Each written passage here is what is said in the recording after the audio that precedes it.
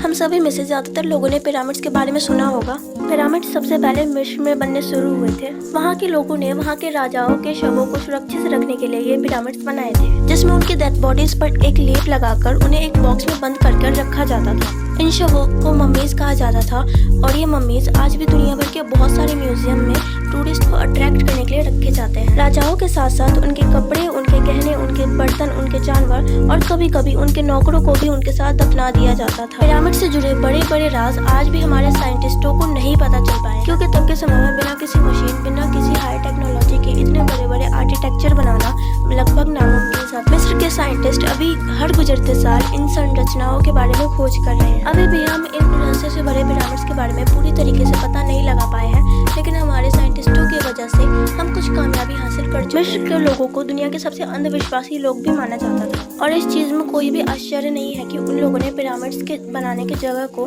Pre decide किया होगा। आधे से ज्यादा पिरामिड्स नील नदी के वेस्टर्न यानी कि पश्चिमी तट पर बनाए गए थे। पिरामिड्स को राजाओं के विश्राम के अंतिम स्थल के रूप में माना जाता था। वहाँ के लोगों का मानना था कि डूबता हुआ सूरज मरते हुए व्यक्ति का प्रतीक होता है, इसलिए उन्होंने पिरामिड्स को पश्चिमी तट पर बनाया ताकि वे डूबते हुए सूरज यानी कि मरते हुए सूरज के प्रतीक के साथ मरने के बाद अनंत जीवन। अगला सबसे बड़ा सवाल है कि मिस्र के लोगों ने इन बड़े बड़े पिरामिड्स का निर्माण कैसे किया। गीजा जैसे महान और बड़े पिरामिड के लिए उन्होंने 2 मिलियन से ज्यादा पत्थर, चूना और ग्रेनाइट ब्लॉक का यूज किया था, और हर टुकड़े का वजन लगभग 2.5 टन था। तो सवाल ये उठता है कि इन बड़े बड़े बॉक्स को कैसे अरेंज किया उतने बड़े पिरामिड्स बनाने के लिए। 2014 के एक रिसर्च से ये पता चला कि वे इसे पानी और रेत की मदद से करते थे।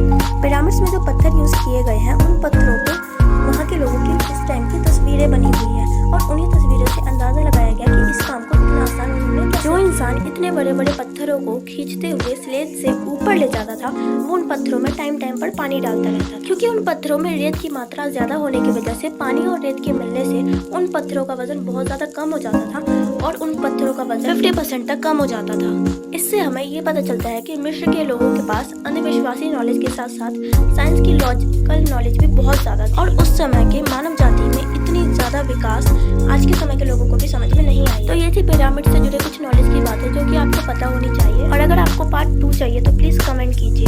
हमें उम्मीद है आपको इस वीडियो से कुछ न कुछ नॉलेज जरूर मिली हो, और अगर वीडियो पसंद आई होगी तो वीडियो को लाइक करना, कमेंट करना और चैनल को सब्सक्राइब कर देना। Thanks for watching this video.